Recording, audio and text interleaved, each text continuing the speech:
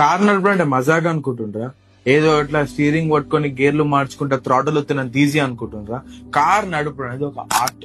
Car లా 3 అద్దాలు ఉంటాయి, 2 ORVM లు, ఒకటి IRVM. అంటే out side mirror 2, inside mirror 1. ఇది జస్ట్ నీ సైడ్ కి ఎన్నుకున్న వాటికి అబ్జర్వేషన్. ఇక ముందట మనకి ఇంత పెద్ద విండ్షీల్డ్ ఉంటుంది, దానిలోకి వెళ్ళి ముందట అంటే 360 degrees అబ్జర్వ్ చేసిన తర్వాతనే మనం ఎవ్రీ ఇంచ్ అనేది మూవ్ చేయాలి. ఏ ఒక్క సెకండ్ ఏ ఒక్క సైడ్ చూసుకోకపోయినా ఐదర్ కార్ వై సైడ్ గుద్దుకుంటుంది, లేదా వేరే వచ్చి మనల్ని గుద్దుతుంది.